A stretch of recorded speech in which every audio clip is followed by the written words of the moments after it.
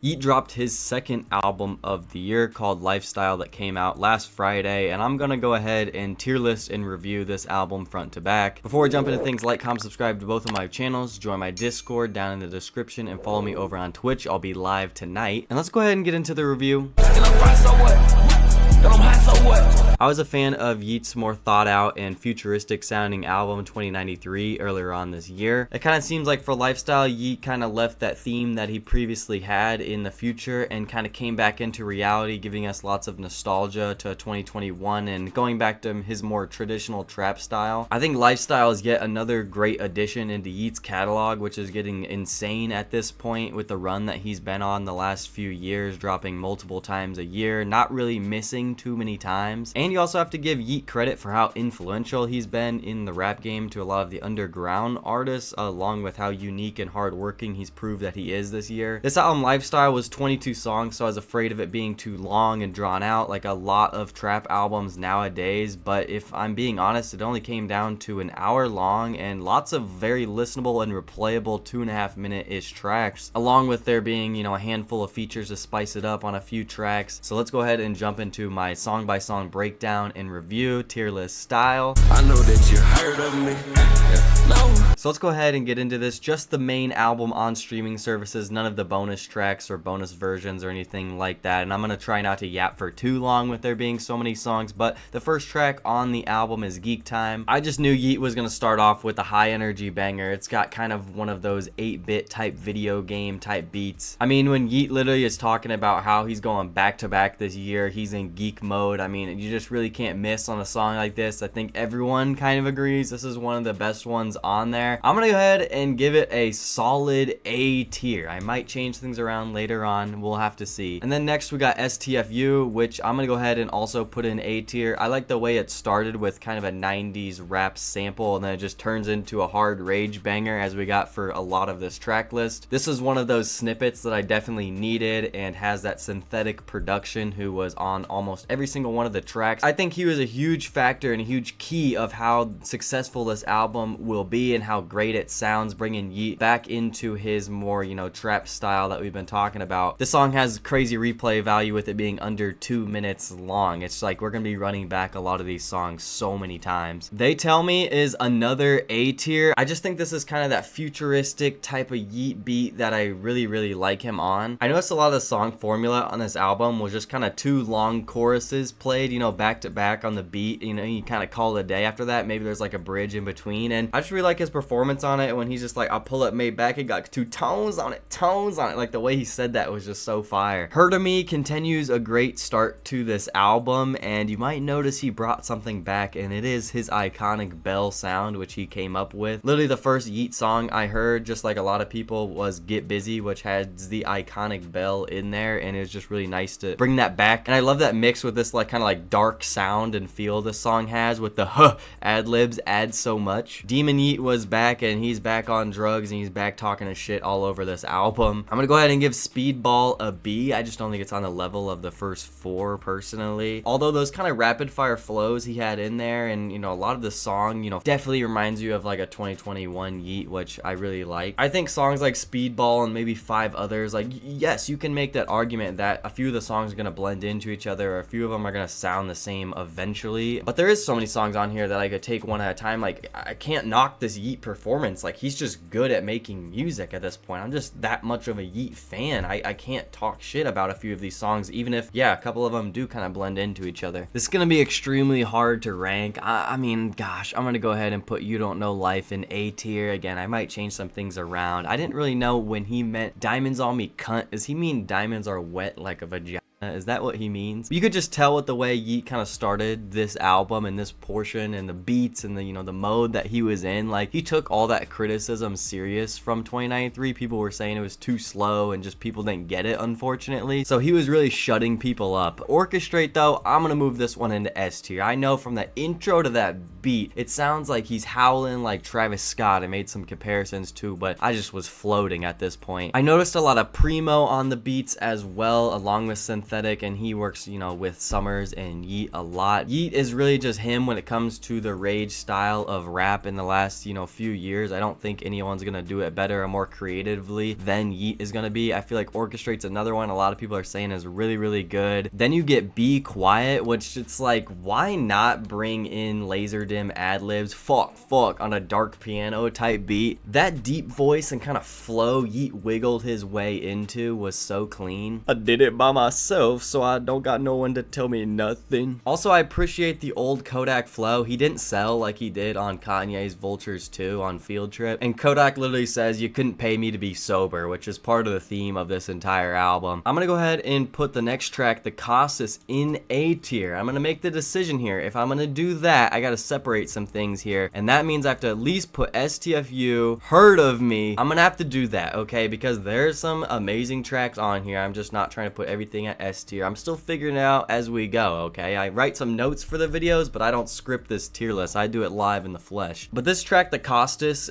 which I guess is a hotel in Paris, everyone's like, Cardi's gonna be on this song, you know, because they stayed at the same hotel or whatever. We all knew that wasn't happening, but either way, it's just like the ultimate flex, which is just kind of the mode that Yeat is in on this album. I think this song has my favorite line on the entire album. He says, if my neck could talk to me, all he would say is burr. And then he brings back a lot of like Tonka references on a few tracks, and it's like he didn't have that lyricism on 29.3. As much as I loved him being sober and had a whole theme and concept for that album, it was like really refreshing, I guess, to hear Lifestyle in that mode. Then Go to Work, I'm gonna put at a solid B tier. I'm not gonna lie, there's some mixing issues when it comes to the Kodak and Summers features. They're very listenable, but they're not, you know, clear cut like some of the other tracks are. I mean, I just don't love how messy some of the drums or hi-hat patterns are. I don't mind Summers and Yeat being on the same track together. It's really all I wanted, if I'm being honest, to see them reunite. And it, you know, it's a pretty simple track as well. You know, if you're broke, go to work. You know what I mean? You get the message there. And then for the next song, Gone for a Minute, he starts to switch things up a bit, and that is a much needed thing at, you know, the 11th track in the album. I think it was a perfect point to do that, and I think Gone for a Minute is going to be in the A tier. He brings in these way different, you know, keyboards and synths for this track. Yeat's auto-tune crooning is what absolutely made this track, especially all the way at the end, where he really just lets loose and lets it fly, which I think it is a very unique song, and like I said, was a much needed addition to the track list, in my opinion, to break things up. Forever Again actually might be my favorite track on this album. I just like the sounds of these songs from Yeat. As much as I love his trap style things, this song gave me Vices by Wyland, and I'm a huge fan of that album. I think the drums and the tempo of this song, his vocals, everything about it was perfect to make Yeat's own style of a synth pop. Also with the Dead Man Walkin' bar, I don't know, it just kind of gives me Halloween vibes, and it's October and Halloween's in just over a week, so you know, why not? I will say the next track, On One, is not incredibly special, if I'm being honest, and I think that's one of those tracks where it is gonna get overshadowed and blended by a few tracks. Realistically, I would have maybe only cut a couple from this entire track list. There's so much heat on there. You get tracked like an iPhone. I don't know if he's talking about Find My iPhone there, or if he's just referencing like we all get tracked and listened to through our phones, which honestly might be true. You know, when you talk about something and then, you know, it pops up on your TikTok For You page, it's just like, bro, we probably are being tracked, our location, like everything like that. It really makes you think. I mean, he literally rhymed Newport and Marby cigarettes with shrimp on the Barbie. I mean, it's hilarious. That's not great lyricism, but it's Yeat and it's funny. Then I get to give Fly Troop a solid A tier. I can't lie, I just like this performance a lot better than a song like On One, even if the beats are similar. We don't play fair. I think the scary ad-lib is just flat out hilarious. I've been saying that in my head all weekend. There's a lot of this track, this over half, that's super replayable. Fly Troop is definitely one of them, and a couple of the snippets I was waiting for turned out to be just as great as I wanted them to be. And then we get Eliminate. I think it's a solid B tier. I don't think, you know, the verse or the middle of the song's that crazy. I mean, the whole track's best part is probably the Illuminate,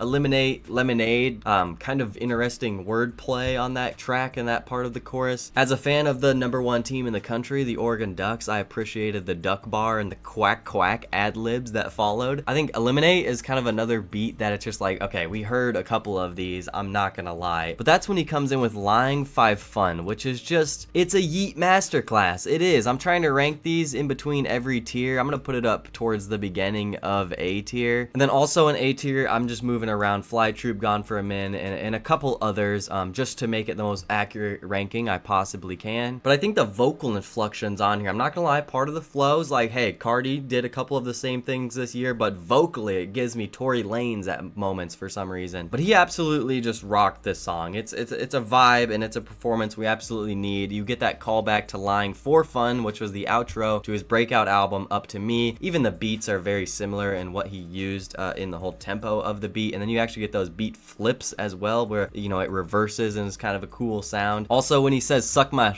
and does a whistle, I think that is just so clean. You know, Future, Ty Fontaine, I mean, I've heard it around the block a few times, but I love it. And then after that, it's kind of impressive how Yeat goes back on another good run on the album. New High is gonna find its way right in the middle of A tier. Great track featuring Don Toliver. I mean, it's got a West Coast kind of vibe to it. He's a lavish lifestyler, as he says, and it just makes the whole, guess, concept of Yeat's lifestyle and life and everything, it just makes sense as a title of what he's talking about on this, being braggadocious all over the record. Yeat, when he has a feature, is always so interesting to me because he brings them into his world so many times and has such an interesting dynamic with every artist he works with. I was super excited to see Don Toliver do well on this. The last 4 bars where he switches up his flow on his feature is actually the best part. One of the most unique tracks on the album, and I think it needs to get more credit, honestly. And then we get So What, which is back to that rage banger, and I don't even care. The confidence at which he talks about on this song, it's in S tier for me. It's an amazing combo of everything Yeat did on this album, vocally, synth-wise, you know, rage beats, bells, everything just combined into this awesome track. And, you know, he's fried, so what? Who cares he's high, so what? I think it's at the perfect point in the album to help that second half, you know, just as much as the first half was great. Then I got Lifestyle. This one is featuring Lil Durk, which I don't even know if Yeat knows that he has 2 songs this year titled Lifestyle, which is just hilarious. Songs like this are just built for the car. That flow Durk had, he is a good feature artist, okay? Respect that man. So he goes off, and then also the whole bridge on this song literally is like, drug talk, what's your choice of drug, what's your choice of drug, which is just like one of the themes of the album. It's like, this album's gonna slap. If you want something up tempo and fast when you're stoned and high, it's like, bro, you can easily go to this and it's gonna sound like peak. God Talking Shh is gonna be a B tier to me. I'm not gonna lie, I like the CEO reference to kind of the role and the character he played in 2093. A lot of these beats like this they're just gonna take you back a couple years to older Yeat, you know, 2 Alive, 4L, all those sounds are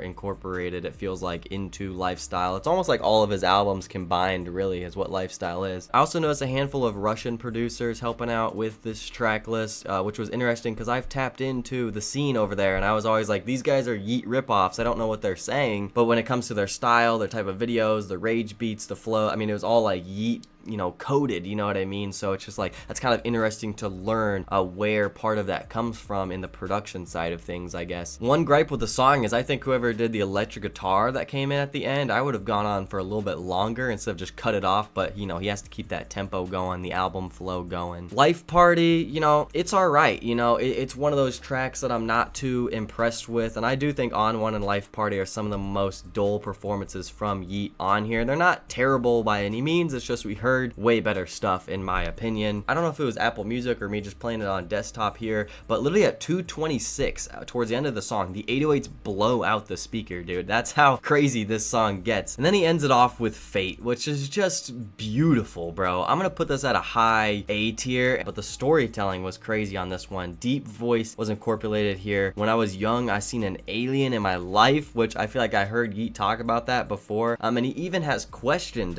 you know, a few lines later if he's even from this earth. But then the way he ends this off, and I know, you know, Fate is technically a bonus track or whatever it's listed as, but this was an absolute shocker to me. The A Dangerous Life, you know, welcome to this world, welcome to my next album, this is where we're going. The violins, the production, everything takes me and ascends me to heaven. I was just in awe at the end. It was just a jaw-dropping ending to this album, and I'm starving for his next album, A Dangerous Life. Hopefully next year it's gonna be beautiful and continue that life series he has. I'm pretty pleased at a lot of this tier list. I mean, if anything, I'd probably move up a couple tracks in A.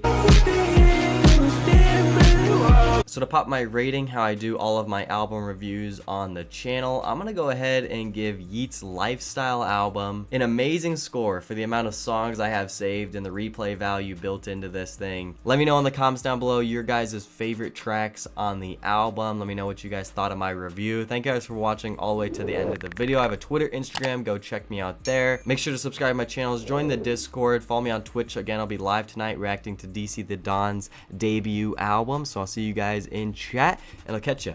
Peace.